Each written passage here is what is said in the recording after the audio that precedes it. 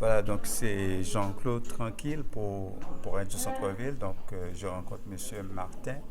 Martin Duchesne, oui, bonjour. Oui, bonjour. Donc aujourd'hui, on est ici pour vous rencontrer dans le cadre est-ce que c'est c'est quoi en quelque sorte? C'est bon. Ça c'est la belle question. C'est ça. Bon, c'est la bonne question que tout le monde se pose. Ouais. C'est un programme d'accélération. Donc, c'est d'accélération pour des entrepreneurs qui démarrent ou qui font grandir des entreprises innovantes. Donc, c'est des entrepreneurs dans les domaines, les secteurs très à la mode en ce moment. On parle d'Internet, de réseaux sociaux, de mobile, santé, sport aussi. On a des nouvelles technologies aussi pour des grandes entreprises, donc des petits entrepreneurs qui aident des grandes sociétés à se développer, de l'environnement. Donc, tous les secteurs un peu innovateurs. Il y a des entrepreneurs assez talentueux qui développent des nouvelles solutions, des nouveaux produits, même des médias numériques et qui viennent profiter de Défi Montréal pour le faire connaître, pour vraiment les déployer. Mais Défi Montréal, c'est un organisme OSBL ou quoi? C'est la meilleure façon de le dire, c'est une communauté d'entrepreneurs. Donc, parce qu'il y a beaucoup de programmes, le concept d'accélération d'entreprise avec des startups, c'est un concept qui vient beaucoup de la Silicon Valley. Et une chose que les gens réalisent pas toujours, bon, la Silicon Valley, au début, c'était des entrepreneurs qui ont réussi. Ils se sont retrouvés un peu au même endroit, dans les mêmes cafés, à se côtoyer et à s'appuyer les uns les autres, à se donner des trucs, puis à échanger un peu, bon, qu'est-ce qui fait que ça fonctionne ou que ça fonctionne pas, de profiter de cette expérience-là. Donc, le concept de Défi Montréal, c'est un peu comme ça. C'est une communauté d'entrepreneurs innovants, une petite Silicon Valley, mais montréalaise, où il y a des entrepreneurs à succès qui ont réussi, viennent enseigner, partager leur savoir avec les nouveaux. Mais est-ce que cette inspiration-là vient de là ou bien vous l'avez déjà commencé vous ici à Montréal? Bien, il y a un peu des deux. Il y a un peu des deux.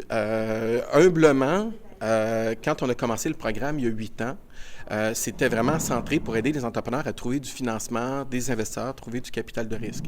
Moi, je viens du milieu de l'investissement. Je suis aussi un des fondateurs de Ange Québec, qui est un groupe d'investisseurs privés, justement, qui cherchent à investir dans des entreprises innovantes à forte croissance. Et depuis 2011, on a vraiment beaucoup augmenté le nombre d'entreprises à Montréal dans ce domaine-là. On a un très bon taux de succès. Donc, vraiment, les entrepreneurs, typiquement, vont 2 fois plus vite. Le taux de succès est beaucoup plus élevé. Et quand on a commencé à avoir un groupe de gradués qui a profité du programme et qui ont commencé à venir enseigner aux jeunes, là, c'est là que ce phénomène un peu à la Silicon Valley est arrivé. Donc, on a remarqué un peu une similitude. On a compris un peu mieux comment c'est arrivé là-bas. Mais honnêtement, c'est arrivé dans un phénomène local. C'est vraiment ici, à un moment donné, que, avec le temps, ce partage de compétences a commencé à se faire. Cette communauté d'entrepreneurs s'est vraiment resserrée.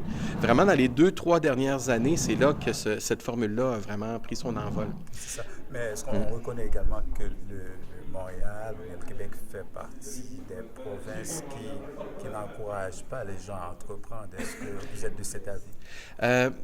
Là, il y a plusieurs avis divergents, OK? Il y a des gens qui disent bon, qu'on les encourage pas. En fait, on les encourage beaucoup. Je pense qu'il y a une volonté au Québec depuis toujours de développer, encourager l'entrepreneur. Le Québec, c'est un milieu de PME.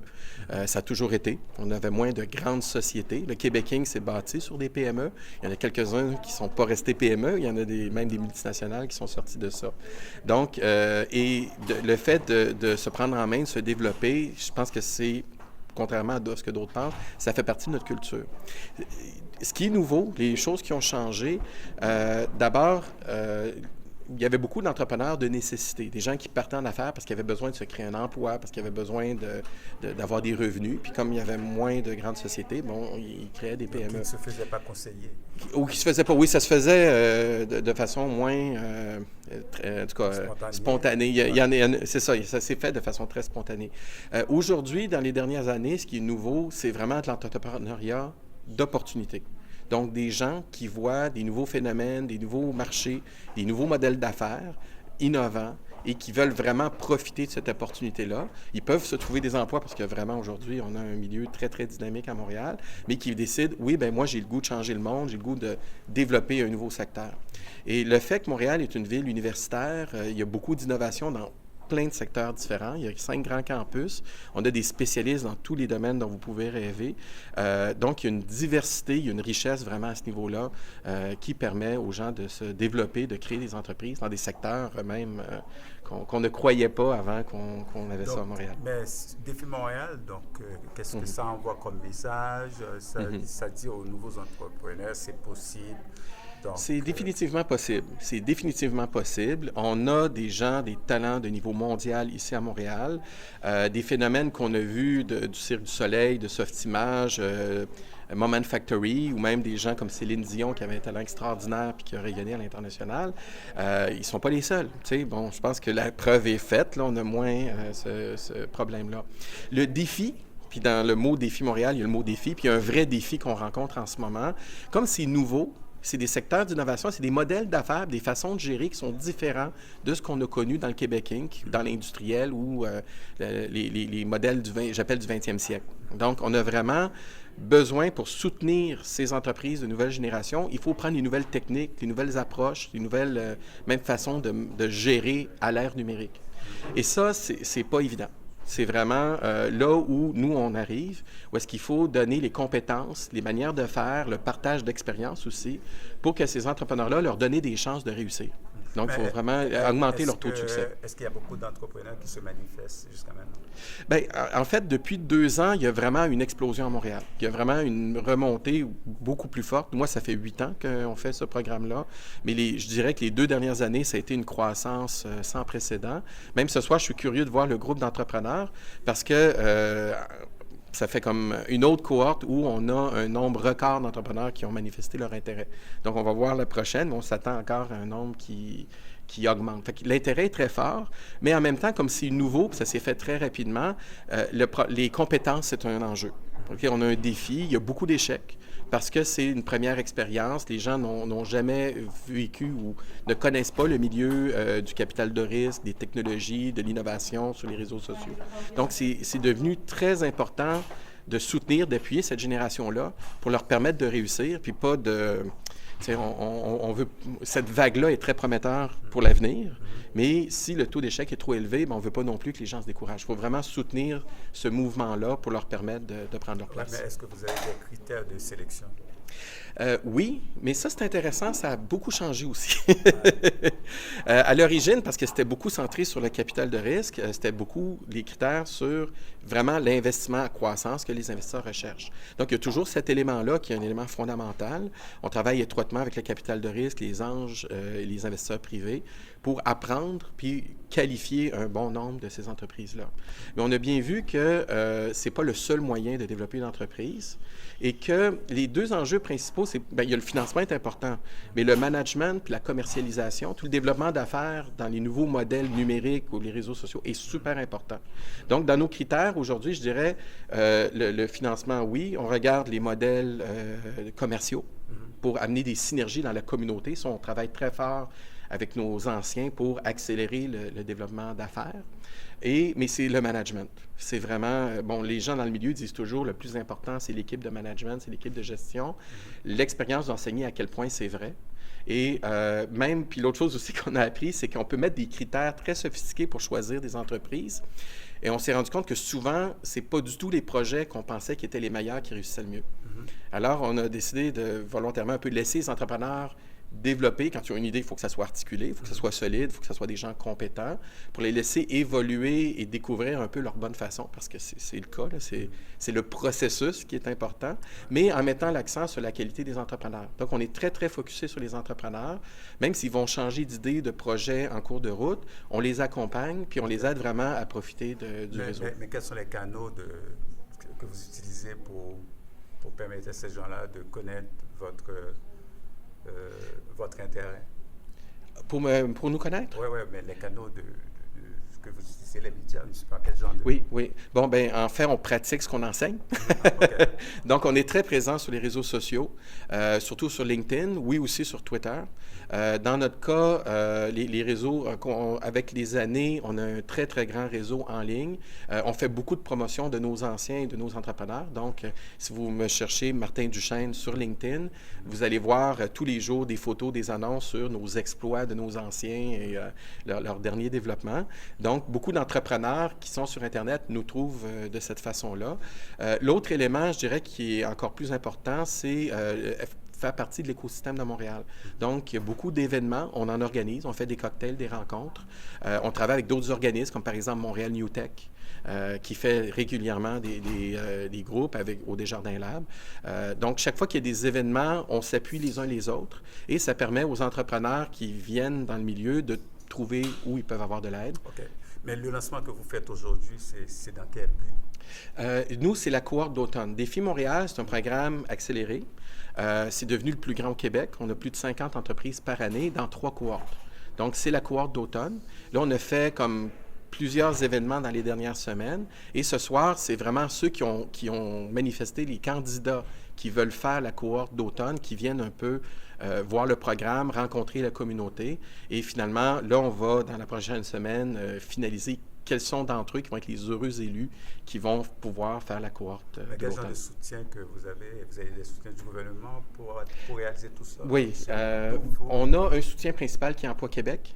Donc, on a des collaborations étroites avec le fédéral, le provincial, la ville. Il y a beaucoup d'acteurs qui sont là pour toutes sortes de raisons. Disons que le financement public en ce moment, c'est pas le plus disponible, mais il y a un réseau de soutien où il y a une volonté très forte dans les milieux publics, parapublics, surtout au Québec, à Montréal, puis même au Canada, d'appuyer ces entreprises-là. Donc, on a vraiment une collaboration étroite. Il y a Emploi Québec qui vient les appuyer. Mais aujourd'hui, je dirais, le principal soutien, c'est la communauté d'entrepreneurs.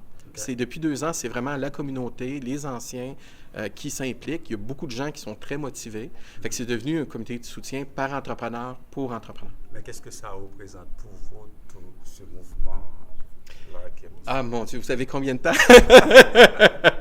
Mais j'en parle tout à l'heure, c'est un mouvement de société. C'est vraiment un mouvement de société majeur et c'est très stimulant de voir que c'est un mouvement d'envergure mondiale, qui est un changement de trame économique, sociale, technologique qu'on vit à l'international. Et ce qui est, moi, que je trouve très stimulant, parce qu'il y a 18 ans que j'ai commencé, ça fait plusieurs vagues qu'on voit. Il y a 18 ans, on partait de loin.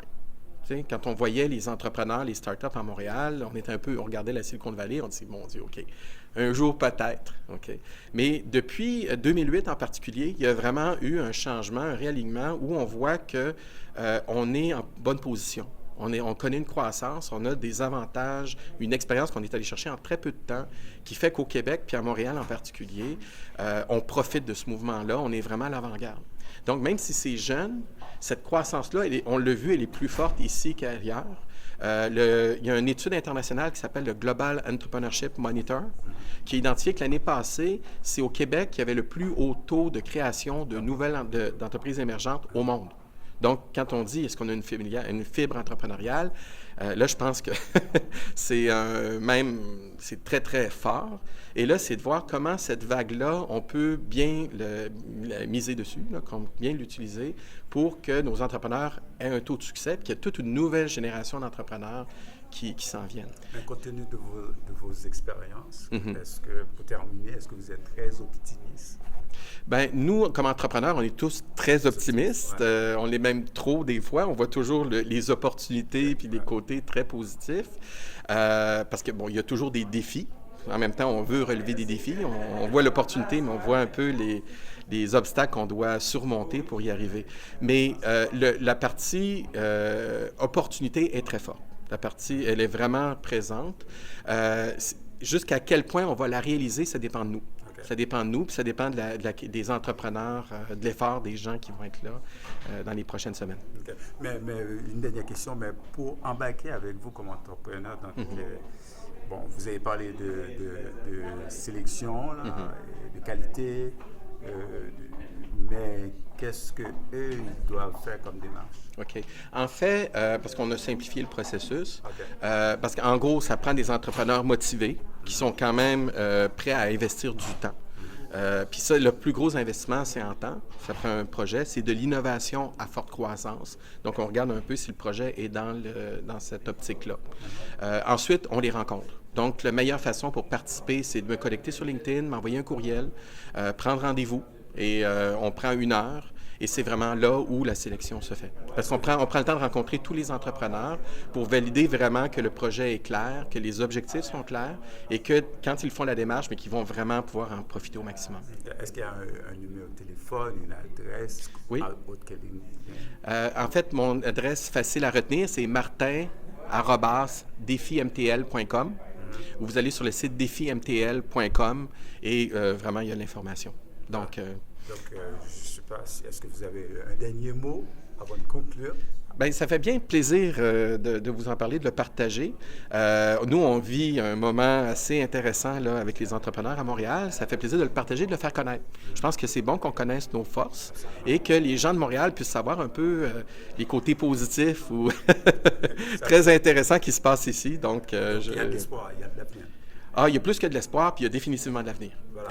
Donc, le nom qu'on doit se souvenir, c'est Défi. Défi Montréal. Voilà. Je vous remercie beaucoup, M. Martin. Merci, ça fait plaisir. OK, merci.